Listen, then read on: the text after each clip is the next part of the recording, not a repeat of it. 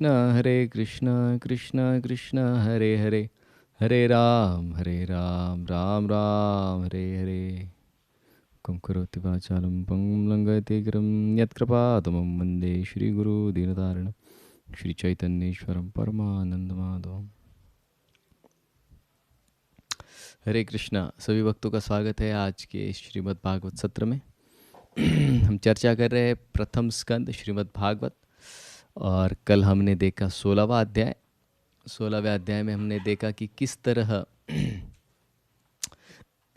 परीक्षित राजा को जब ये पता चलता है कि कली युग ने प्रवेश किया है, जैसे ही भगवान कृष्ण ने अपनी लीलाओं को समाप्त किया उसी समय से कलयुग का प्रवेश हो चुका था, और फिर कलयुग ने अपना प्रभाव जमाना शुरू किया। और जब उन्हें पता चला कि कलयुग का प्रभाव उनके राज्य के लोगों पर बहुत हो रहा है, तो कली को देखने के लिए और उसका दमन करने के लिए वो वहाँ से निकले। तो जब वो निकलते हैं तो एक जगह वो एक दृश्य देखते हैं जो सर्वसाधारण व्यक्तियों को नहीं दिख रहा था, लेकिन चूंकि उन्हें इच्छा थी कलयुग को स्वयं अपनी आंखों से देखने की, उन्होंने अपनी योग शक्ति से उस दृश्य का दर्शन किया। तो वहाँ पर एक गाय है और एक बैल है, दोनों में बात हो रही है, और वहाँ पर एक व्यक्ति खड़ा है काले कपड़े में, ये मानिए कोई राजा का भेष उसने बनाया है, लेकिन उसके हाथ में तलवार है, और उस बैल के 3 पैर उसने काट दिए हैं। तो ये जब सब दृश्य देखते हैं परीक्षित राजा, तो वहाँ पर वो जो बैल है वो धर्म है, मूर्तिमान धर्म ने बैल का रूप लिया है, और पृथ्वी जो है उसने गाय का रूप लिया है। तो इन दोनों में वार्ता हो रही थी। तो वो बैल हालांकि खुद बहुत पीड़ित है, 3 पैर कट चुके हैं, फिर भी वो दूसरे के विषय में चिंतन कर रहा है। वो फिर पृथ्वी को पूछता है गाय के रूप में कि आपका चेहरा निस्तेज हो चुका है, काला पड़ चुका है, आप दुबली पतली हो चुकी है, और फिर वो कई प्रश्न पूछते हैं कि क्या आप इसकी वजह से दुखी है, क्या आप मेरी अवस्था देखकर दुखी है, क्या आप आने वाले समय में जो स्त्रियां हैं, बच्चे हैं, बूढ़े हैं, इन पर जो अत्याचार होंगे उनके वजह से आप पीड़ित है, आप ये जानकर पीड़ित है कि ज्ञान गलत व्यक्तियों के हाथ में पड़ जाएगा, गलत राज्य शासन करने वाले आएंगे, पृथ्वी पर बहुत अलग अलग तरह के लोगों पर गलत गलत तरीके के कार्य करने पड़ेंगे लोगों को, और उनको जो बेसिक चीज़ें हैं वो भी नहीं प्राप्त हो पाएगी। तो ये सारे प्रश्न वो पूछते हैं, और फिर उसके पश्चात एंड में वो पूछते हैं कि क्या आप इसके लिए दुखी है कि आपके जो संरक्षक थे भगवान श्री कृष्ण वो अभी चले गए हैं। तो कुछ समय के पश्चात फिर धरणी जो है गाय बोलना शुरू करती है, और फिर वो कहती कि हाँ, निश्चित रूप से ये सबसे महत्वपूर्ण कारण है कि जिस कृष्ण की वजह से मेरा यश और मेरी कीर्ति तीनों लोकों में फैल चुकी थी, देवता तक मुझसे ईर्ष्या करते थे मेरी मेरी ये धन संपत्ति ऐश्वर्य देखकर। तो फिर वो बताती उसका एक कारण कि किस तरह से भगवान अपनी रानियों से भी कुछ समय के लिए अलग हो जाते थे, लेकिन मुझसे कभी भी अलग नहीं होते थे, निरंतर मेरे साथ, मतलब उन भगवान के जो चरण हैं वो पृथ्वी पर जुड़े रहते थे। तो अभी भगवान कृष्ण जो उसके संरक्षक थे वो अभी नहीं होने के कारण उसे निश्चित रूप से पीड़ा हो रही है। और फिर वहाँ से जब परीक्षित राजा ये सारी चीज़ें देख रहे हैं, तो अब वो आगे क्या करते हैं वो 17वें अध्याय में दिया गया है। तो आइए 17वें अध्याय की तरफ बढ़ते हैं। तो 17वें अध्याय में ये जो घटना है वो कहाँ पर हो रही है, ये गंगा जी का तट कुरुक्षेत्र में भी है, तो वहाँ पर ये घटना हुई है। तो वो परीक्षित राजा देखते हैं कि एक शूद्र व्यक्ति है राजा के भेष में, लेकिन अपने हाथ में एक हथियार लेकर वो गाय और बैल दोनों को मार रहा है। बैल के तो उसने 3 पैर तोड़ दिए हैं। वो इस तरह से मार रहा है कि जैसे उनका कोई संरक्षण करने वाला नहीं है, इस तरह से उनको दंड दे रहा है। तो बैल का जब वो दर्शन करते हैं परीक्षित महाराज, तो देखते हैं कि बहुत सुंदर है ये बैल, और पूरा सफ़ेद है एकदम, मानिए जैसे कोई कमल है, सफ़ेद कमल उसके जैसा सुंदर और सफ़ेद था। लेकिन वो बहुत डरा हुआ था, थर थर काँप रहा था, और सिर्फ काँप ही नहीं रहा था, भय के कारण वो वहीं पर मूत्र विसर्जन कर रहा था। और उन्होंने देखा कि इसके 3 पैर कटे हुए, कैसे बड़ी शक्ति लगाकर वो एक पैर पर खड़ा है। और वो फिर देखते कि गाय की क्या स्थिति है। तो वो देखते हैं कि गाय हालांकि मनुष्य जीवन के लिए सबसे महत्वपूर्ण प्राणी है, लेकिन उसकी ऐसी दयनीय अवस्था है, तो वो देखते हैं कि वो बड़ी दीन अवस्था में थी। मानिए जैसे उसका बच्चा किसी ने छीन लिया उस गाय का, उसकी आंखों में आंसू थे, भयभीत वो थी, आर्त थी, और मानिए इतनी दुबली हो गई थी कि कुछ घास के लिए वो यहाँ वहाँ भटक रही थी। तो ये जब वो अवस्था देखते हैं परीक्षित राजा, अभी अपने रथ से रथ पर ही है, अभी उतरे भी नहीं, तो वे रथ से ही सारा दृश्य देख रहे हैं। और जब अपने सुनहरे रथ से ये दृश्य देखते हैं, तो परीक्षित महाराज उतरते हैं, और वो जो शूद्र व्यक्ति जिसने राजा का भेष बना कर रखा है, हाथ में तलवार लेकर खड़ा है, गाय और बैल को जो तकलीफ दे रहा है, वो बहुत ऐसी मानिए जैसे कोई बादल गरज कर जब बोलता है, वैसे उस तरह से उन्होंने एक कड़ी आवाज़ में उस कली जो मूर्तिमान व्यक्ति था उससे संवाद करना शुरू कर दिया। तो 5वें और 6ठे श्लोक में अभी परीक्षित महाराज कली से संवाद करना शुरू करेंगे। तो उनको पूछते हैं कि आप कौन हैं। हालांकि आप बहुत शक्तिशाली लग रहे हैं, लेकिन आप असहाय इन गाय और बैल को क्यों इतनी पीड़ा पहुंचा रहे हैं। हालांकि आप शक्तिशाली होने की वजह से आपने तो इनका संरक्षण करना चाहिए था, लेकिन शक्ति का आप निश्चित रूप से गलत इस्तेमाल कर रहे हैं। आप जिनको संरक्षण देना चाहिए उनको आप तकलीफ दे रहे हैं, ये बात बहुत गलत है। राजा का भेष आपने बनाया है, लेकिन आपकी वृत्ति जो है वो राजा की नहीं है। आपकी वृत्ति निश्चित रूप से एक शूद्र की है, क्योंकि आप भेद करना नहीं जानते अच्छे और बुरे में। और फिर वो उनको कहते हैं कि आप शक्तिशाली तो बहुत है, लेकिन जो व्यक्ति शक्तिशाली होता है वो सारी दुनिया के सामने आकर किसी पर आक्रमण करता है। आप शक्तिशाली होने के बावजूद भी अकेले में इन असहाय प्राणियों पर आप आपका शासन चलाने की कोशिश कर रहे हैं, उनको पीड़ा देने की कोशिश कर रहे हैं। हाँ, तो परीक्षित राजा कहते हैं कि शायद आप इसके लिए ये करने की हिम्मत कर रहे हैं, क्योंकि आपने ये जाना है कि कृष्ण और अर्जुन दोनों ही अब अपने अपने धाम में लौट चुके हैं। वो न होने के कारण आप में इतना सामर्थ्य आया है कि आप बिना रोक टोक के गाय और बैल को तकलीफ देने की कोशिश कर रहे हैं। तो देखिए, अगर एक योग्य राजा है या शासन करने वाला है, तो उसके भय से ही ये जो चोर उचक्के हैं ये आते नहीं हैं। जैसे वो कहते हैं ना कि 100 नंबर डायल करने पे पुलिस आती है और 100 रुपए देने पे पुलिस चली जाती है। ये कहाँ से आया है? क्योंकि ऐसी कई सारी घटनाएं हुई होगी, तभी लोग ये सारी चीज़ें लिखते हैं।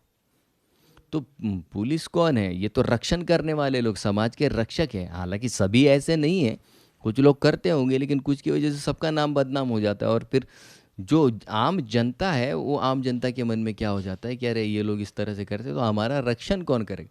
तो रक्षक जो है उनकी जिम्मेदारी क्या होती है कि जो असहाय है, पीड़ित है, निर्भर है दूसरे पर मदद के लिए, उनको हर अवस्था में आश्रय प्रदान करना, सुरक्षा प्रदान करना। तो ये यहाँ पर क्या कह रहे हैं कि शायद आप इसके लिए करने की जरूरत कर रहे हैं क्योंकि कृष्ण और अर्जुन अभी यहाँ पर नहीं है। इसके लिए आप क्या है, आप बहुत बड़े मुजरिम हैं और आपको दंड, आपको मृत्यु ही ये एकमात्र दंड है। देखिए, गाय और बैल को मारने के लिए क्या दंड है? मृत्यु दंड ही है। नहीं अगर इस समय कोई राजा दे पाया तो वो भी उस हत्या का भागीदारी बनता है। और ऐसा कहते हैं शास्त्र में उक्ति है कि गाय के शरीर पे जितने बाल है उतनी बार उस व्यक्ति को भी दूसरा शरीर लेकर कटना पड़ेगा। देखिए, इतनी घनघोर शिक्षा या दंड उस व्यक्ति को दिया जाता है जो गाय को तकलीफ देता है। अभी 7वें से 11वें श्लोक में परीक्षित राजा अभी कुछ उससे इतने कड़ी आवाज में बात करने से वो व्यक्ति क्या हो गया, थोड़ा भयभीत हो गया। तो उसको थोड़ी देर के लिए रोक दिया और वो अभी कंफर्म करना चाहते। देखिए कितना सुंदर मुद्दा है। हालांकि जानते हैं कि गाय और बैल को तकलीफ देने वाला कोई और नहीं, क्योंकि उस व्यक्ति के हाथ में तलवार है और बड़ा क्रूरी है, शक्तिशाली है, लेकिन इन दोनों को तकलीफ जानते हैं। लेकिन फिर भी वो यहाँ पर कंफर्म कर रहे हैं कि क्या यही व्यक्ति है जिसकी वजह से इनको पीड़ा। नहीं तो कई बार क्या होता है, हम जज कर लेते हैं दूसरों को, अरे इसकी वजह से ही तकलीफ हुआ होगा, या किसी व्यक्ति को बाहर से देखकर हम उसके विषय में अनुमान लगाते हैं। ये सबसे गलत बात है। ये हमें, ये जो आदत है निश्चित रूप से हमारे लिए कई बार खतरे वाली साबित हो जाती है। हमारे संबंधों के लिए, संबंधों में दरार इसकी वजह से आ जाती है, क्योंकि हम उस व्यक्ति की वास्तविक स्थिति नहीं समझते। जैसे हमारे एक सीनियर है, तो एक दिन उन्होंने देखा कि एक भक्त लेफ्ट हैंड से जप कर रहे हैं। तो उनको लगा कि अरे ये इतने दिन से मंदिर में आ रहा है कि इसको पता नहीं कि राइट हैंड से ही जप करना चाहिए। तो फिर उनसे रहा नहीं गया, तो उन्होंने क्या किया, जाकर सीधा उस भक्त को कहा कि देखिए शायद आप ये नहीं जानते या आपको किसी ने बताया नहीं होगा कि भगवान के नामों का जप लेफ्ट हैंड से नहीं करते, राइट हैंड से ही करना चाहिए, क्योंकि लेफ्ट हैंड को दूषित माना जाता है, तो और कोई भी पवित्र कार्य दूषित हाथ से नहीं किया जाता। तो वो जो भक्त थे उनको इतना आश्चर्य नहीं लगा, क्योंकि शायद ये घटना उनके साथ कई बार हो चुकी होगी। तो उन्होंने क्या किया, उन्होंने अपने शरीर पर एक शॉल डाली थी, तो उन्होंने वो शॉल को हटाया। तो जब उन्होंने वो शॉल को हटाया, तो उस व्यक्ति जिस भक्त ने उनको पूछा था कि आप लेफ्ट हैंड से क्यों जप कर रहे हैं, तो उन्होंने देखा कि उस व्यक्ति का राइट हैंड कट चुका था, उसे राइट हैंड ही नहीं था। तो ये हम अनुमान लगाते हैं कि शायद ऐसा, इस ये जानते नहीं है या इनको किसी ने बताया नहीं है, ये कैसे भक्त है, भक्त कैसे बने, ऐसे कई सारे अनुमान हम लगाते हैं। ये नहीं करना चाहिए। तो यहाँ पर वो गलती न हो। राजा है, निश्चित रूप से अगर वो दंड भी दे देते तो कोई क्या कर देता उनका, लेकिन नहीं, वो जानते थे कि भगवान कृष्ण के नियम अनुसार ये गलत है कि हर चीज़ की पहले क्या करनी चाहिए, हमको चेक करना चाहिए कि क्या ऐसा ही हुआ था, कि यही व्यक्ति की वजह से हुआ था, और उसके पश्चात फिर दंड दिया जाता है। और वो भी कितनी मात्रा में वो व्यक्ति ने गलती की, उसके अनुसार बराबर उतनी ही मात्रा या कम उसको दंड दिया जाता। ज़्यादा दंड नियम के अनुसार अलाउड नहीं है। अब परीक्षित राजा यहाँ पर धर्म के साथ और वो जो बैल है उसके साथ संवाद करते, क्योंकि उसके 3 पैर काट दिए गए हैं। तो वो उनको पूछते कि आप कौन हैं, हालांकि आप इतने सुंदर है दिखने में, आप मानिए कि कमल की तरह आपकी सुंदरता है, लेकिन आपके ये जो 3 पैर है ये कट चुके हैं। क्या आप स्वर्गलोक से आए कोई देवता है, और क्या वो चीज़ है जिसकी वजह से आपको इतनी पीड़ा हुई है। फिर वो उनको आगे कहते हैं कि आज दिन तक मैंने ऐसा कोई दृश्य नहीं देखा इस पृथ्वी पर कि कुरु वंश के राजा सत्ता में है और किसी को इतनी घनघोर पीड़ा हुई है, ये आज तक नहीं हुआ है। देखिए इतिहास क्या कह रहे हैं, आज तक के इतिहास में, कुरु वंश के इतिहास में ऐसा नहीं हुआ है कि कुरु वंश का राजा, चिंता मत कीजिए हे सुरभि के पुत्र, सुरभि माता जो है वो गाय सारे गायों में सबसे प्रमुख मानी जाती है। तो उनको कहते हैं कि हे सुरभि के पुत्र, आप चिंता मत कीजिए, अगर आप इस शूद्र से डर रहे तो इस शूद्र से डरिए नहीं। और आपकी जो माँ है वो पृथ्वी देवी को भी कहते हैं, जो गाय के रूप में, कि आप चिंता मत कीजिए, आप रोइए नहीं, जब तक मैं यहाँ पर राजा हूँ तब तक आपके लिए अच्छा ही अच्छा होगा, आपके लिए कभी कोई हानि का कार्य नहीं होगा। क्यों नहीं होगा? क्योंकि मैं द्वेषी राजा नहीं हूँ, मैं सबको समता बुद्धि से देखने वाला हूँ। इसके लिए आप चिंता मत कीजिए, आप ये जो संकट आया है निश्चित रूप से मैं मेरी शक्ति से इसे हटा दूंगा, आप चिंता मत कीजिए। तो कहते कि राजा का ये धर्म है कि जहाँ कहीं भी जो नागरिक है, अगर उनमें कोई भय पैदा हो जाता है या उनको कोई चीज़ की आशंका हो जाती है और राजा उनको संरक्षण नहीं दे पाता है, ठीक से सुनिए, अगर राजा के राज्य में, किसी के राज्य में अगर ये हो रहा है कि वहाँ के नागरिक भयभीत है, चिंतित है, दुखी हैं, और वो उनके भय और चिंता को दूर नहीं कर पाता है, तो उस राजा को क्या क्या हानि होती है। सबसे पहला, उसका आयुष्य जो है वो कम हो जाता है। दूसरा, उसने किए हुए सारे पुण्य भी कम होने लगते हैं। तीसरा, उसका यश नाश हो जाता है और उसका आने वाला आगे का समय भी बहुत खराब हो जाता है।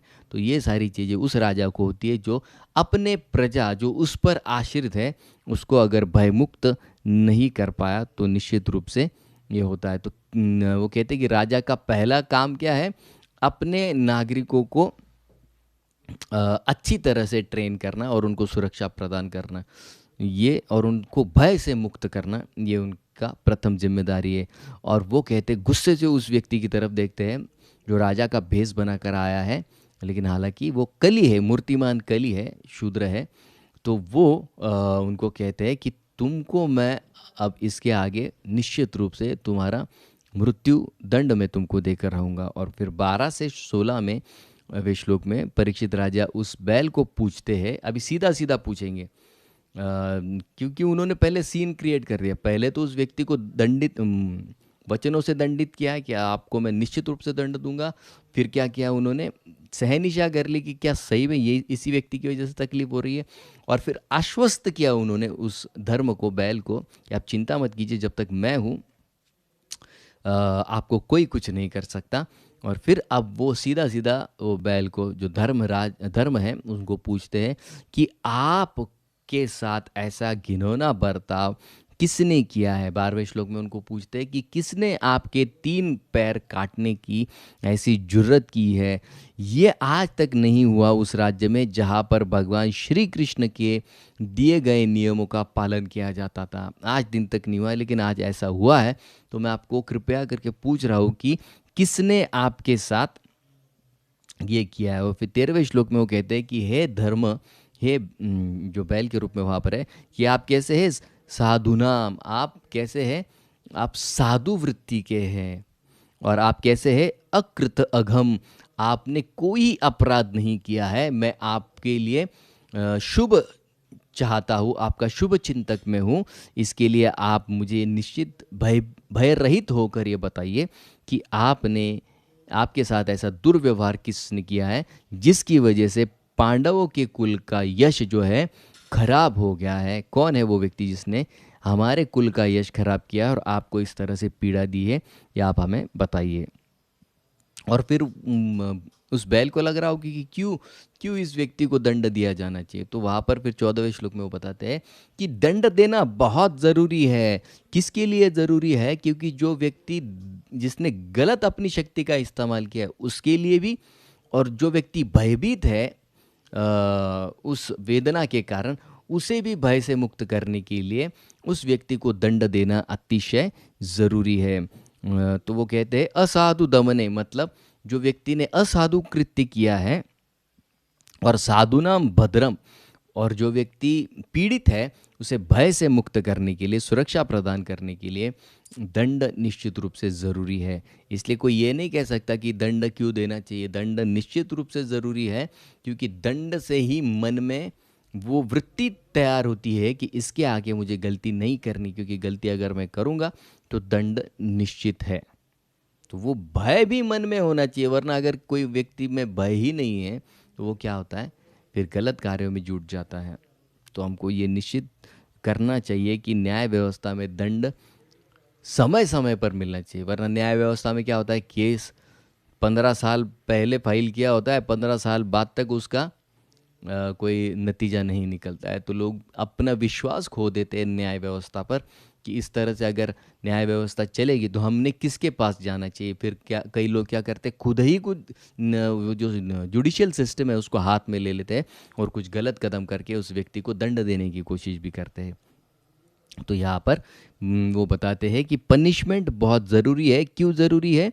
क्योंकि सामने वाला व्यक्ति जो भयभीत है उसका भय निकलना ज़रूरी है, और जिस व्यक्ति ने गलती की है उसके मन में ये बैठना चाहिए कि हाँ, मैं अगर अगली बार गलती करूँगा तो मुझे दंड ज़रूर मिलेगा। और दंड से जब भय उत्पन्न होता है, फिर समाज में गलत कार्य अपने आप कम हो जाते नहीं हैं, क्योंकि मन को शुद्ध करना होता है। वरना अशुद्ध मन में निश्चित रूप से आज नकल वासनाएं आएगी और उसे वो गलत कार्य में जुट जाएगा। तो मन को अगर शुद्ध करना है, कंट्रोल में रखने के लिए दंड की ज़रूरत है, लेकिन शुद्ध करने के लिए उसके लिए सिर्फ एक ही उपाय है, भगवान कृष्ण की अगर भक्ति करेंगे, नाम जप करेंगे, उनकी कथा का श्रवण करेंगे, तो मन बड़ी आसानी से शुद्ध हो जाएगा। अब 15वें श्लोक में वो उस धर्म को, उस बैल को और आश्वासन देते कि तुम चिंता मत करो, फिर भी तुम्हारा चेहरा भयभीत लग रहा है। तो कहते हैं कि अगर ये कोई स्वर्ग का बड़ा देवता भी होगा तो आज मैं उसको मार दूंगा। तो इतना आश्वासन देते हैं, और फिर से वो कहते हैं कि अरे आप चिंता मत कीजिए, मैं उसको दंड इसके लिए दे रहा हूँ क्योंकि ये मेरा कार्य है। राजा का कर्तव्य होता है, अगर प्रजा गलत करे तो उसको दंड देना, या प्रजा में कोई बाहर से कोई व्यक्ति आया और प्रजा को सता रहा है तो दंड देना, ये राजा का कर्तव्य है। इसलिए 16वें श्लोक में परीक्षित राजा कहते हैं कि राजा के सबसे 2 प्रमुख कार्य है। पहला कि वो ये देखे कि सारे लोग शास्त्रों के नियमों का पालन कर रहे हैं, और दूसरा जो शास्त्रों के नियमों का पालन नहीं कर रहे हैं, जो शास्त्रों के नियमों को मनमाने ढंग से पालन करने की कोशिश कर रहे हैं या नहीं कर रहे हैं। और कब कर रहे हैं? जब इमरजेंसी न होते हुए भी करें। इमरजेंसी में निश्चित रूप से नियम को आप उल्लंघित कर सकते हैं, उसमें कोई दंड नहीं हो सकता है। मान लीजिए कोई व्यक्ति बहुत ज़्यादा पीड़ित है और उसके पास खाने के लिए कुछ नहीं है, और अगर वो नहीं खाएगा तो मर जाएगा, तो उस समय अगर वो चोरी करता है तो निश्चित रूप से उसे वो दंड का भागी नहीं है। लेकिन उसकी अगर वो आवृत्ति हो जाए चोरी, तो निश्चित रूप से वो दंड का भागीदार है। तो रामायण में एक कथा आती है कि जब विश्वामित्र मुनि तपस्या करने जाते हैं तो बहुत अति तपस्या की वजह से क्या होता है, शरीर क्षीण हो जाता है, और इतना क्षीण हो जाता है कि अगर वो कुछ अन्न नहीं खाएंगे तो मर जाएंगे। तो वो अन्न ढूंढते ढूंढते उनको जंगल में कुछ नहीं मिलता, तो वो देखते हैं कि एक चांडाल का घर वहाँ पर होता है। वो चांडाल के घर के बाहर उसने कुत्ते का मांस पकाया हुआ है। तो विश्वामित्र मुनि खाने के लिए जाते हैं, और उस समय फिर वो बर्तन की आवाज़ होने की वजह से वहाँ पर वार्तालाप है। कई लोग कहते हैं ना कि शूद्रों को शास्त्र अध्ययन करने की अलाउड नहीं है। तो यहाँ पर रामायण में आप पढ़िए कि वो शूद्र भी नहीं है, वो पंचम वर्ण का है, चांडाल है, आउटकास्ट जिसको अंग्रेजी में कहते हैं।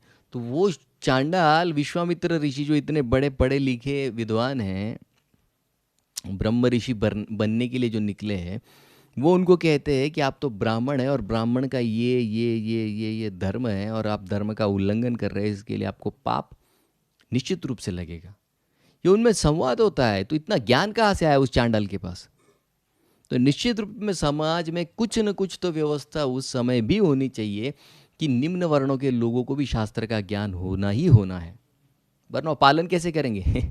पालन यहाँ पर वो जो कह रहे हैं ना कि शास्त्रों के नियमों का तो पालन करने के लिए भी तो शास्त्र का ज्ञान होना चाहिए। अगर ज्ञान ही नहीं तो पालन क्या करेगा? इसका मतलब वहाँ पर उस समय फैसिलिटी थी ही, निश्चित रूप से थी, कि निम्न वर्गों को भी पता था कि राजा क्या चाहता है, क्या नहीं चाहता है, किस चीज़ से दंड होता है, किस चीज़ से नहीं दंड होता है। तो वो कहते हैं कि तब विश्वामित्र मुनि कहते हैं कि अब आपातकालीन अवस्था है, अगर मैं कुछ खाऊंगा नहीं तो मैं मर जाऊंगा, और अगर जीऊंगा तो इस पाप के लिए मैं कुछ प्रायश्चित भी कर पाऊंगा। देखिए ये वार्ता उनमें होती है। तो यहाँ पर वो कह रहे हैं कि शास्त्रों के नियम को हम कब तोड़ सकते हैं? सिर्फ और सिर्फ जब इमरजेंसी है। फिर आगे अब 17 से 20वें श्लोक में धर्म, जब ये आश्वस्त उसको किया जाता है उस बैल को परीक्षित राजा के द्वारा, अब चिंता मत कीजिए, मैं आपका निश्चित रूप से रक्षण करूंगा। अब धर्म को भी अच्छा लगता है, उसका मन शांत हो जाता है, भय उसके मन से निकल जाता है, और फिर वो धर्म जो है परीक्षित राजा को कुछ कहने लगता है। धर्म उवाच एतद्व पाण्डवेयानां युक्तम अर्थ अभयं वच येषां गुणगणे कृष्णो दौत्य आद्यो भगवान कृतः। तो कहते हैं धर्म हुआ, जो बैल अब कह रहा है, क्योंकि वो साक्षात मूर्तिमान धर्म है। एतत् वह पांडवेयानां, तो वो कहते हैं युक्तम, युक्तम मतलब आपने जो कहा वो एकदम परफेक्ट सूट होता है। किसको सूट होता है? पांडवेयानां, जो पांडवों के कुल के हैं, उस व्यक्ति को ही ये आप जो कह रहे हैं, युक्तम बोल रहे हैं, वो निश्चित रूप से सूट करता है। आर्त अभयम वच येषाम, वही व्यक्ति पांडव कुल का क्या कर सकता है? आर्त मतलब वेदनाओं को हर सकता है, अभयम भय को दूर सकता है, वच येषाम सिर्फ बोलने से ये दो चीज़ें वो किसी व्यक्ति में दे सकता है। और ये गुण गण है, ये उसमें गुण होने की वजह से कृष्ण दौत्य आदयो भगवान कृत, तो भगवान कृष्ण जो स्वयं भगवान है, उन्होंने कृत क्या क्या किया? दौत्य आदव, वो पांडवों की इस गुण से इतने प्रभावित हुए कि उनके वो सिक्योरिटी गार्ड बने, उनके दूत बने, गेस्ट के पैर धोते थे, उनके घोड़ों को साफ करते थे, पानी पिलाते थे, चारा खिलाते थे। इतना क्यों करते? क्योंकि इस गुण से वो प्रभावित है। इसके लिए किसी भी व्यक्ति में ये दो गुण अगर हो कि वो उसकी वाणी से अभय, और अभय मतलब अभय उसका मन, उसके मन से भय हटा दे, और आर्त उसकी पीड़ा को कम कर दे, तो निश्चित ये उसमें अच्छा गुण है, भगवत कृपा उस पर हुई है, ये हमको समझना चाहिए। फिर 18वें श्लोक में वो जो बैल है धर्म, वो कहते हैं, जब क्योंकि राजा ने क्या पूछा कि आप पीड़ित क्यों है, आपको पीड़ा किसने दी, तो वो 18वें श्लोक में वो ये कहते हैं कि राजन, मैं नहीं जानता कि मुझे पीड़ा किसकी वजह से हुई है। तो अब कोई प्रश्न कर सकता है कि यहाँ पर तो साक्षात वो व्यक्ति जिसने आपको दंड दिया है, आप दंड नहीं कह सकते, तो आपको जो पीड़ा दी है वो व्यक्ति सामने है, लेकिन फिर भी आप क्यों नहीं बोल रहे? तो भक्त जो होता है, प्रभुपाद जी तात्पर्य में लिखते हैं, भक्त जानता है कि भले ही वो व्यक्ति इनडायरेक्ट कॉज है, वो व्यक्ति डायरेक्ट कॉज नहीं है हमारे दुख का।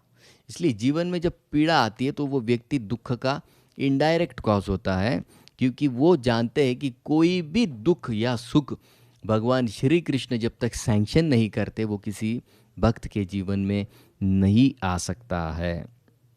इसलिए भक्त के जीवन में जब भी कोई तकलीफ आती है तो वो पहले क्या समझते हैं कि इसे भगवान की शक्ति ने ये प्रेरणा दी है ये कार्य करने के लिए। तो ये क्या है, जैसे आप एक घर में क्या होता है, एक बिल्ली होती है और वो बिल्ली नीचे खेल रही है, और ऊपर से एक व्यक्ति क्या करता है, एक लंबा जो झाड़ू होता है ना, उसके पीछे बड़ी छड़ी होती है और ऊपर झाड़ू होता है, तो वो झाड़ू की पिछली डंडी से क्या करता है, ऊपर से वो कुछ साफ सफाई करने के लिए चढ़ा है, तो वो स्टेयर्स पे चढ़ने की वजह से वो ऊपर से क्या करता है, वो झाड़ू की जो छड़ी है नीचे से वो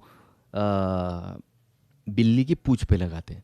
तो जैसे ही बिल्ली, अब बिल्ली के लिए सबसे प्रिय चीज़ क्या है, उसकी पूंछ, और जैसे ही पूंछ को वो छड़ी छूती है तो वो पीछे मुड़ के देखती है, तो वो क्या देखती है, डंडे को, तो वो डंडे पे झपट पड़ती है, वो तो नोचती है, खरोचती है, लेकिन जितना वो खरोचती है ऊपर से वो व्यक्ति और डंडे को लेता है, तो उसको और बुरा लगता है और उसको नोचती है, खरोचती है।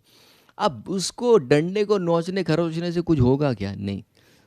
वो डंडा क्या है, वो सेकेंडरी कॉज है, प्राइमरी कॉज वो व्यक्ति ऊपर जो बैठा है वो है। उसी तरह से हमारे जीवन में अगर कोई व्यक्ति तकलीफ या पीड़ा देकर जाता है तो वो सेकेंडरी कॉज है, प्राइमरी कॉज कुछ और है। तो भक्त जानता है कि प्राइमरी कॉज क्या है, मेरे पूर्व संचित कर्म है।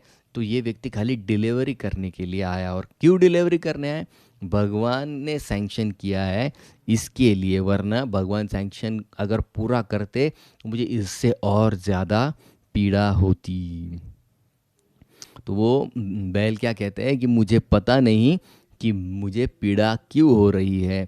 तो परीक्षित राजा कहते हैं, अरे आपके सामने ये व्यक्ति खड़ा है जिसने आपको तकलीफ दी है।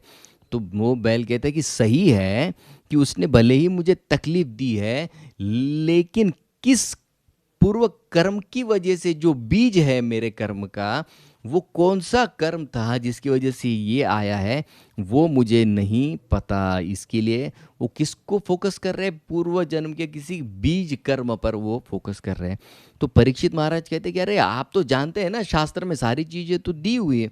तो कहते कि हाँ मैं जानता हूँ कि किसकी वजह से हुआ है, लेकिन प्रॉब्लम क्या है, शास्त्र में हर क्रिया के पीछे बहुत सारे कारण दिए, इतनी सारी फिलोसॉफीज है, और हर फिलोसॉफी क्या है, अलग अलग कारण देती है। तो पूछते कौन सी फिलोसॉफी बताइए और कौन से कारण है बताइए। तो 19 और 20वें श्लोक में बताते हैं कि जैसे अद्वैतवादी जो होते हैं वो कहते हैं आत्मा नाम, हमारे जीवन में जो तकलीफ होती है उसके कारण हम ही हैं और कोई नहीं है। जो दैववादी होते हैं वो कहते हैं कि अरे राहु की वजह से हुआ, केतु की वजह से हुआ, वो दूसरे ग्रहों को दोषी ठहराते हैं। मीमांसक जो होते हैं, कर्म मीमांसक जिनको कहते हैं, वो कर्म को ही दोषी ठहरे, पहले कुछ कर्म किया होगा इसकी वजह से अभी आया है।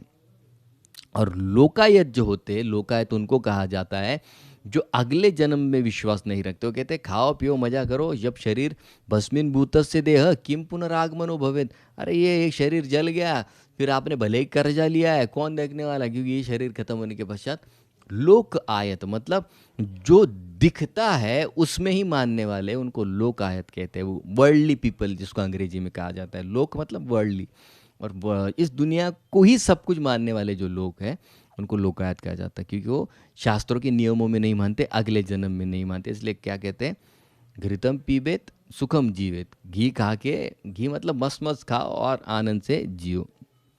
तो वो क्या कहते हैं, स्वभाव की वजह से व्यक्ति के जीवन में दुख आते हैं। तो 19वें श्लोक में जब ये चार फिलोसफीज बताते हैं, तो वो 20वें श्लोक में बताते हैं कि भले ही ये लोग कुछ भी कहे, लेकिन वैष्णव क्या मानते हैं कि इतने सारे अलग अलग कारण होते हैं, तो आप फाइनल कंक्लूजन पर नहीं आ सकते सोचकर कि हाँ यही व्यक्ति की वजह से हुआ है। तो वो धर्म जो है, बैल क्या कहते हैं, विमर्श स्वमनीषया, वो कहते हैं कि आप क्या कीजिए, आप खुद की बुद्धि लगाइए राजन, क्योंकि आप भी शास्त्रों में पारंगत है, और आपकी बुद्धि लगाकर आप ये सोचिए कि इस दुख का कारण क्या है। और फिर 21वें श्लोक में परीक्षित राजा ये सुनकर बहुत खुश हो जाते हैं कि अरे इतना सुंदर उत्तर इस व्यक्ति ने दिया है, और वो फिर अब उस बैल से फिर से उनका संवाद करते हैं। तो 22 से लेके 27वें श्लोक में वो उस बैल को फिर से उसमें विश्वास जागृत करते हैं कि आप चिंता मत कीजिए, मैं निश्चित रूप से ये सारे पहलुओं को सुलझाऊंगा, और आपकी ये जो अवस्था है, इस अवस्था से आपको मुक्त निश्चित रूप से करवाऊंगा। तो प्रश्न फिर भी ये रह जाता है कि हालांकि धर्म जानते थे कि ये उनके साथ किसने दुर्व्यवहार किया है, तो फिर वो बोले क्यों नहीं। तो 22वें और 23वें श्लोक में वो राजा, परीक्षित राजा ही अब जिसका जवाब देंगे कि उस बैल के धर्म के मन में क्या था, क्यों उसने वास्तविक चीज़ को नहीं बताया, वो उसने क्यों ऐसा कहा। उसके भी दो कारण हैं, तो दो कारण यहाँ पर वो देते हैं। राजोवाच धर्मं ब्रवीषि धर्मज्ञ धर्मोऽसि वृषरूपधृग् यद अधर्म कृतस्थानम शुचक्ष अपि तद भवेत। तो धर्म ब्रवीसी धर्मज्ञ, तो कहते हैं धर्मज्ञ मतलब क्या, आप निश्चित रूप से धर्म को जानने, ज्ञ मतलब ज्ञाता, आप निश्चित रूप से कैसे हैं, धर्मज्ञ है, धर्म को जानने वाले हैं, इसीलिए धर्मम ब्रवीषि, आप धर्म बोल रहे हैं। धर्म असी, आप चूंकि धर्म बोल रहे हैं, इसका मतलब क्या है, आप मूर्तिमान धर्म ही है, धर्म असी, आप धर्म ही है मूर्तिमान। लेकिन वृष रूप धृक, आप एक बैल के रूप में यहाँ पर आए हैं। यद अधर्मकृत स्थानम, और अब वो बता रहे हैं कि वो अभी आखिरी जो शब्द है अधर्मकृत स्थानम, तो कहते हैं कि अधर्मकृत, जिस व्यक्ति ने अधर्म किया है, स्थानम, तो जिस व्यक्ति ने अधर्म किया है, सूचक, अगर समझिए दो व्यक्ति है, एक ने दूसरे को तकलीफ, ए ने बी को तकलीफ दी है, तो जब सी उसको पूछता है ए को कि तुमको किसने तकलीफ दी, तो वो यहाँ पर बता रहे हैं स्थानम शुचय अपि भवेत, तो वो कहते हैं अधर्मकृत, जिस व्यक्ति ने अधर्म किया है एक व्यक्ति के साथ, अगर जिसके साथ अधर्म हुआ है, सूचक, हम कहते हैं ना, सूचना दी उसने, सूचना, उंगली करके या किसी आंखों के माध्यम से देखा, सूचना किया सिर्फ, अगर वो सूचना भी करता है सूचक अस्य, तो उसका क्या होता है, स्थानम अपि भवेत तत्, तो जिसने गलत कार्य किया है, गलत कार्य करने की वजह से उसका जो अंतिम गंतव्य स्थान होगा, दंड उसको जो मिलेगा, वही दंड सूचना करने वाले को भी मिलता है। देखिए, ए के साथ बी ने गलत किया, बी को जो दंड मिलेगा, अगर ए कहता यही मेरे दंड, यही मेरे पीड़ा का कारण है, यही मेरे पीड़ा का कारण है, तो बी में जितने भी दोष है, अवगुण है, वो सारे ए में भी आएंगे। इतना ही नहीं, ए को भी वही स्थान पर जाना पड़ेगा जहां पर बी को मिलेगा दंड, दंड के पश्चात जो वहां जाएगा वहीं पर ए जाएगा। तो वो परीक्षित राजा यहाँ पर ये बता रहे हैं कि अरे निश्चित रूप से आप ये जानते हैं, इसीलिए आप बता नहीं रहे हैं। जैसे पुराणों में भी ये कथा आती है। एक बार एक जगह पर क्या होता है, एक राजा ब्राह्मणों को भोजन के लिए बुलाते, तो ब्राह्मण भोजन बुलाते हैं, तो बहुत बड़ी मात्रा में ब्राह्मण आते हैं भोजन के लिए, गांव के सारे लोग भी आते हैं। तो इतनी बड़ी संख्या में लोग आते, तो होता क्या है कि वो जो उनका कुक है, तो भोजन बनाता है, और भोजन बहुत सुंदर होता है, लोग दबा कर खाते हैं। लेकिन जब बहुत प्रचुर मात्रा में खाते तो उस रात में राजा को ये वार्ता मिलती है कि उसमें से कई ब्राह्मण मर गए। तो राजा को इतना आश्चर्य होता है कि अरे मेरे यहाँ पर आकर खाए और मर गए। तो उनको समझता ही नहीं है। तो फिर उनको बाद में पता चलता है कि क्यों ये इतने सारे लोग मरे। तो हुआ क्या था, जब वो रसोइया खाना बना रहा था तो ऊपर से एक चील एक सांप को मुंह में पकड़ के, पंजों में पकड़ के लेकर जा रहे। तो अभी हुआ क्या, वो सांप जहरीला था और भय के कारण क्या हुआ, वो जहर उगलने लग गया। अब जहर उगलने लग गया और चील ऊपर से उड़ते हुए जा रही है खुले मैदान में, ये इतने लोगों के लिए भोजन बना रहे। तो जहाँ जहाँ से वो चील उड़ते गई वहीं पर ये जो उनके रसोइये थे वो खाना बना रहे। तो वो जैसे सांप आगे आगे जा रहा था, उसके मुंह से वो जहर की बूंदें गिरती जा रही थी और उस जहर के कारण यहाँ पर मर। अब ये जब केस यमराज जी के पास जाता है तो आप किसको दोषी पकड़ेंगे, सांप को, राजा को, या रसोइये को? तो किसको पकड़ेंगे आप? गलती तो इसमें से किसी की नहीं है। सांप ने, भले आप कहें कि सांप ने जहर छिड़का, तो बेचारा अपने आप को बचाने के चक्कर में उसने उसको लगा कि सांप इस जहर डालूंगा तो इस पंछी को कुछ हो जाएगा, मर जाएगा, मैं छूट जाऊंगा। और वो रसोई को तो पता ही नहीं। राजा ने तो सारे गांव के वासियों का आशीर्वाद प्राप्त करने के लिए भोजन के लिए बोला। अब करेंगे क्या?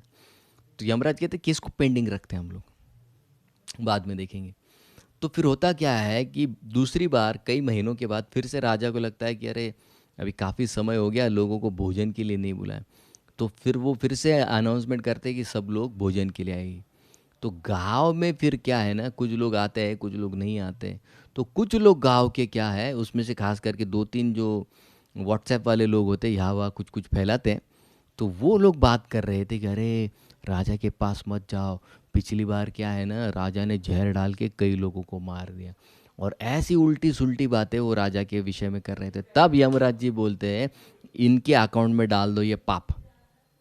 क्यों? क्योंकि वो निर्देशन कर, राजा पापी है, राजा ने मारा।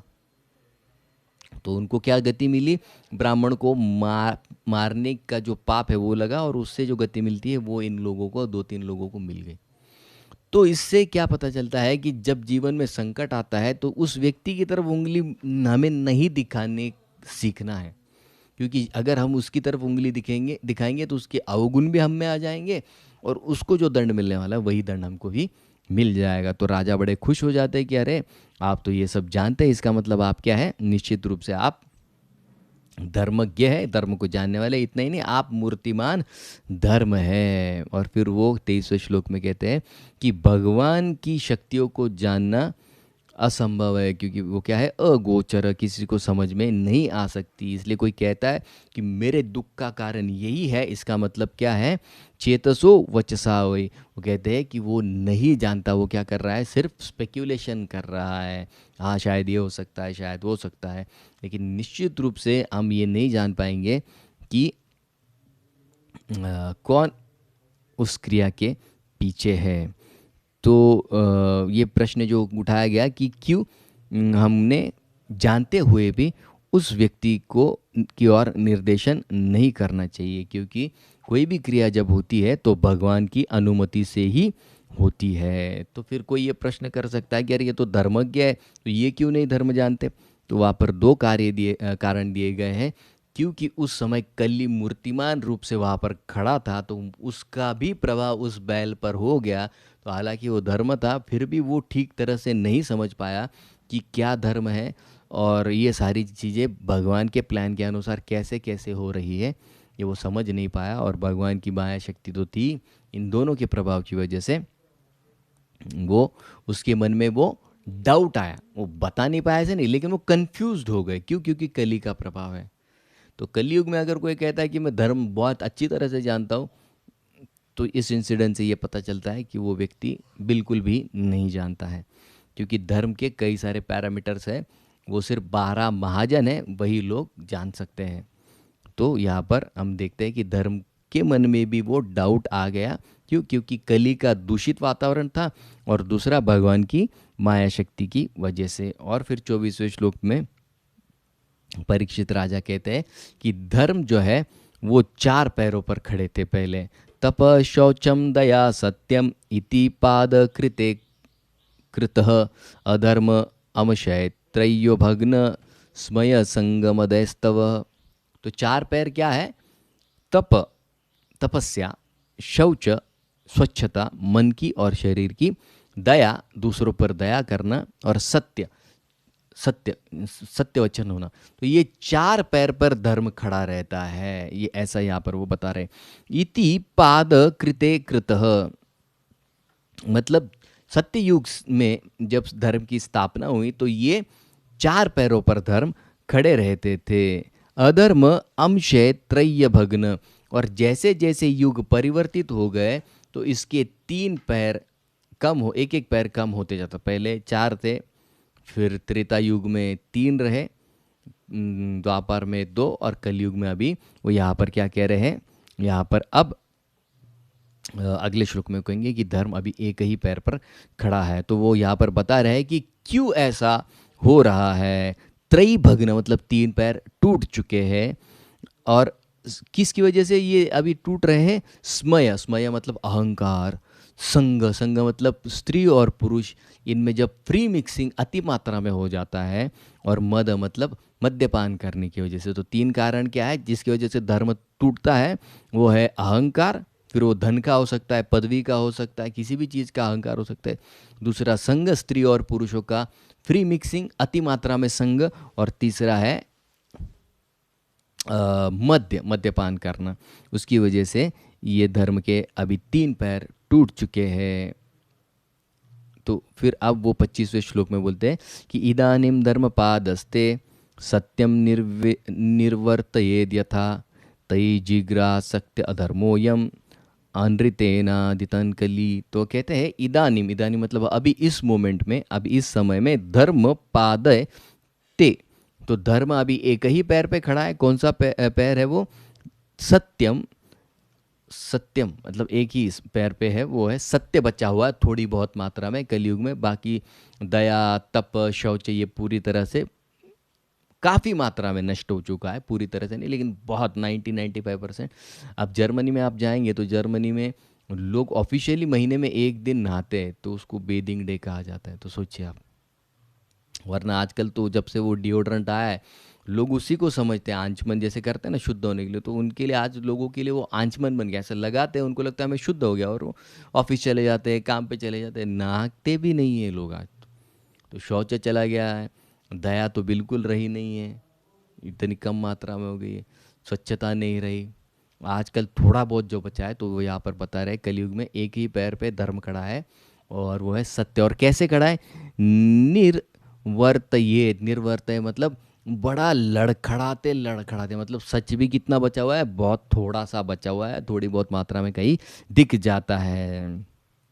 यथा ताम जिघ्र क्षत, और वो क्या कह रहे हैं? जो बचा कुचा है उसको भी जिग्र क्षति मतलब क्षति उसको पहुंचाई जा रही है, अधर्म इस कली के वजह से। अयम अनृतेन, और कैसे? झूठ बोलकर या किसी भी तरीके से वो सत्य को भी तोड़ना चाहते हैं। ए दिद कली, और कली को बढ़ाना चाहते, फ्लरिश करना चाहते हैं। तो क्या कह रहे हैं? एक ही पैर पे धर्म खड़ा है, सत्य, और वो भी लड़खड़ाते हुए, और उसको भी कली तोड़ने की कोशिश में जुड़ा हुआ है।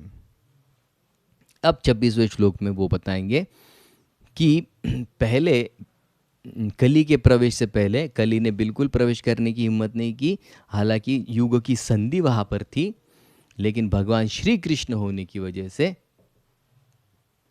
उसने बिल्कुल हिम्मत नहीं की। और जब भगवान श्री कृष्ण थे तो इस धरती पर जो भूभार बढ़ गया था, वो निश्चित रूप से क्या किया था उन्होंने?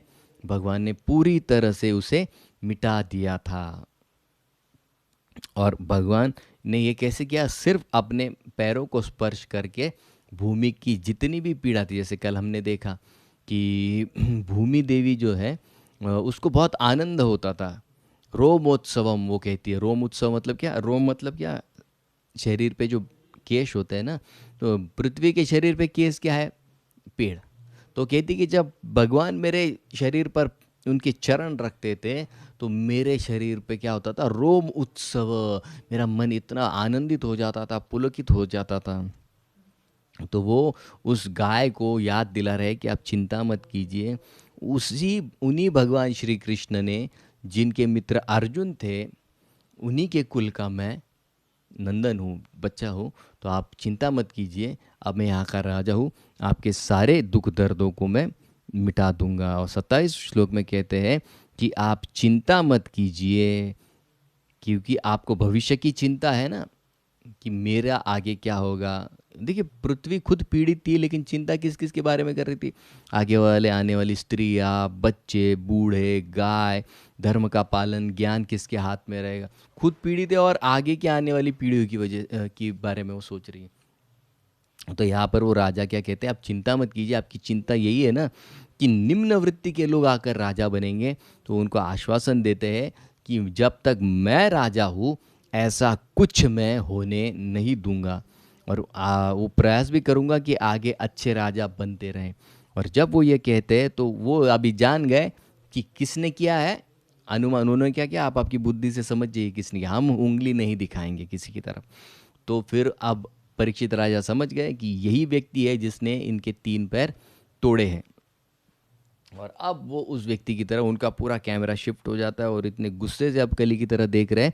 और फिर 28वें श्लोक में वो उस कली पर जो उनकी तलवार लेकर चलते हैं, तो ऐसा लगता है मानो कि परीक्षित राजा अब कली को वहीं पर मार देंगे।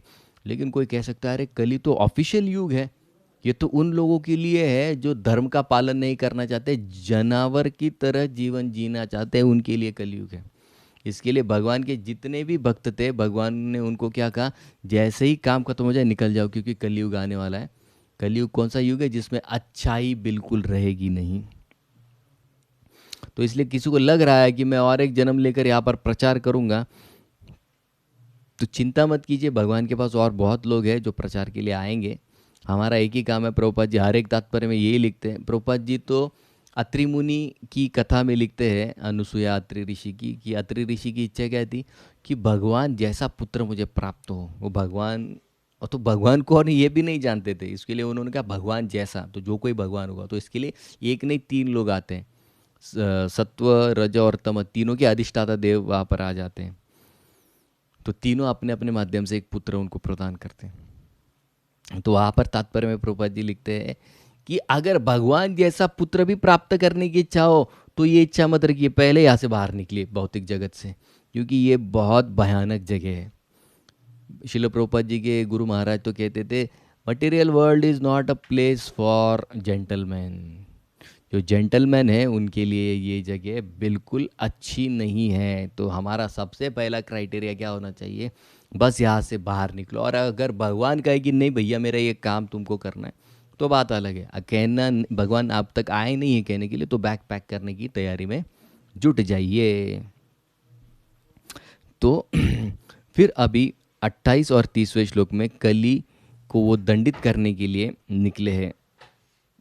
और 29वें श्लोक में कली जब देखता है कि अब ये मेरा मृत्यु निश्चित है, तो वो परीक्षित राजा की शरणागति स्वीकार कर लेते हैं और उनका जो राजसी थाट बाट वाला ड्रेस था वो निकाल कर साइड में रख देते हैं और परीक्षित महाराज के सामने पूरी तरह से शरणागत हो जाते हैं, झुक जाते हैं, उनको प्रणाम करते हैं।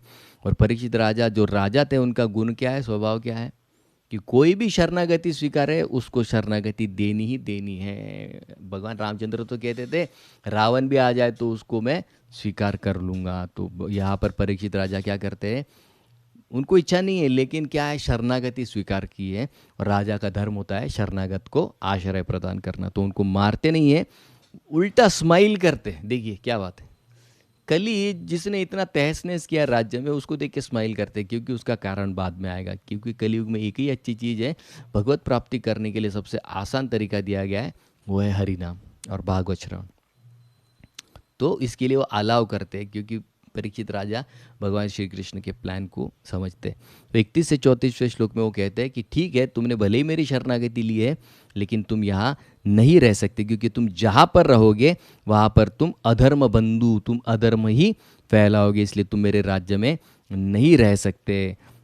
क्योंकि अगर तुम मेरे राज्य में रहोगे तो सारे लोग दूषित हो जाएंगे, कोई चोरी करेगा, झूठ बोलेगा, लड़ाई झगड़े होंगे, चीटिंग करते रहेंगे, ये सारे गुण उनमें अपने आप आ जाएंगे। देखिए, अपने आप।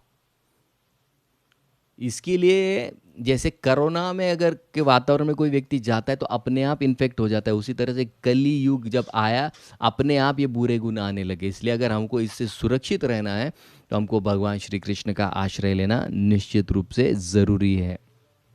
जैसे कल भी मैंने कहा था, कोई अगर कहता है अगर ये आने वाला है तो उससे छुटकारा क्यों पाना चाहिए। तो जैसे बारिश जब आती है, ये उदाहरण कल दिया था, बारिश आती है तो लोग क्या करते हैं, छाता लेके। क्यों छाता लेके? क्योंकि सुरक्षा उनको चाहिए। उसी तरह से कली के युग से हमको सुरक्षा चाहिए, तो हमको छाता रूपी हरिनाम और भागवत श्रवण निश्चित रूप से अपनाना होगा। तो कहते हैं कि ये धर्म की भूमि है, सत्य की भूमि है, आप यहाँ पर नहीं रह सकते। यहाँ पर सिर्फ और सिर्फ भगवान श्री कृष्ण की आराधना साधना, क्योंकि वो खुद यज्ञपति है, उन्हीं का यहाँ पर साधन होता है। और आप इस राज्य में नहीं रह सकते क्योंकि आप वही करते हैं जो श्री कृष्ण ने नहीं कहा है करने के लिए। इसके लिए वो उनको ऑर्डर देते हैं, फिर कली कांपने लगता है। फिर वो कहते हैं कि मैं आपके राज्य में रहना चाहता हूँ, आप क्या कीजिए, कुछ जगह मुझे दे दीजिए। तो वो 4 जगह उनको देते हैं रहने के लिए। 38वें श्लोक में उनको 4 जगह दी जाती है। तो उनको कौन सी चीज़ें देते हैं? ददौ, ददौ मतलब परमिशन उन्होंने दिया। द्यूतम, जहाँ पर जुआ खेला जाता है वहाँ पर निश्चित रूप से कली का वास है। फिर गैम्बलिंग में स्टॉक मार्केट का इंट्राडे भी आता है। पानम, जहाँ पर सुरापान किया जाता है। स्त्रीय, जहाँ पर स्त्री और पुरुष में अवैध शादी से बाहर के संग है, निश्चित रूप से वहाँ पर कली प्रवेश है। और शून मतलब जहाँ पर प्राणियों की हत्या की जाती है। अधर्म चतुर्विधा, तो ये 4 अधर्म की जगहों पर कली को रहने का उन्होंने अधिकार दे दिया। तो जहाँ पर गैम्बलिंग होता है वहाँ पर सच का, धर्म का जो सत्य का पैर है अपने आप टूटने लगता है। जहाँ पर मद्यपान होता है वहाँ पर क्या होता है, जो दया है वो चली जाती है। स्त्री पुरुष का अवैध संग जहाँ पर होता है वहाँ पर शुद्धता नष्ट हो जाती है। मद्यपान से सत्य नष्ट हो जाता है। और जहाँ पर प्राणियों की हत्या है वहाँ पर दया नष्ट हो जाती है। तो ये 4 चीज़ें, इसलिए इस्कॉन संस्था में ये 4 चीज़ें वर्जित है। कौन सी? मांसाहार नहीं करना, जुआ नहीं करना, नशापान नहीं करना और अवैध स्त्री संग नहीं करना, क्योंकि इस चारों चीज़ों से धर्म का एक एक पैर टूटते जाता है। जैसे हमने देखा कि अवैध स्त्री पुरुष संग से मन की और शरीर की शुद्धता नष्ट हो जाती है। प्राणी हत्या से दया नष्ट हो जाती है। जुआ खेलने से सत्य नष्ट हो जाता है। तो ये हमको पता होना चाहिए। फिर ये जब कली सुनता है तो कहते कि अरे ये 4 चीज़ें तो आपके राज्य में होती नहीं है, तो मैं रहूँगा कहाँ पर। तो 5वीं चीज़ें उनको वहाँ पर दी जाती है, जात रूपम। जात रूपम मतलब क्या? जहाँ पर सोना ज़रूरत से ज़्यादा, अभी हर व्यक्ति के पास सोना तो नहीं होगा, लेकिन धन को भी सोने का एक उपमा दी जाती है। तो जहाँ पर ज़रूरत से ज़्यादा धन है वहाँ पर निश्चित रूप से कली का वास होता है, क्योंकि 5वीं जगह उनको वही दी गई है। और वो क्या कहते हैं? जात रूपम अदत प्रभु तत् अनृतम मदम कामम रज वैरम पंचमम। मतलब क्या? जहाँ पर अति मात्रा में धन है वहाँ पर क्या क्या आएगा? वहाँ पर उस व्यक्ति में मद, मद मतलब वो मद भी, और वो अहंकारी बन जाता है। अनृतम, झूठे तरीके अपनाने लगता है। कामम, काम की वासना अपने आप बढ़ जाती है। और वैरम, उसके बहुत सारे शत्रु अपने आप पड़ जाते हैं। तो ये उन्होंने 5वीं जगह, जहाँ पर ज़रूरत से ज़्यादा धन है। देखिए ना, बड़े बड़े घरों में, भारत में ही देखिए एक बड़ा घर है, वहाँ पर कई घरों में तो भाइयों भाइयों में पैसे से झगड़ा हो जाता है। क्यों? क्योंकि ज़रूरत से ज़्यादा धन है। निश्चित रूप से वहाँ पर कली का प्रभाव दिखेगा ही दिखेगा। और फिर वो कहते हैं कि कलियुग में जो कृष्ण भक्ति में अग्रसर होना चाहते हैं, कौन कौन? राजा, लोकपति और गुरु, धर्मशीलो, जो धर्म का पालन करना चाहते हैं, वो इन 4 चीज़ों से दूर रहे। तो फिर वो कहते हैं 42 से 45 में वो ये बताते हैं कि किस तरह से वहाँ पर उन्होंने धर्म के चारों पैरों को फिर से ठीक कर दिया और धर्म सशक्त हो गया, क्योंकि अभी राजा परीक्षित के संरक्षण में वो है। और फिर वहाँ से धरती और धर्म दोनों चले जाते हैं।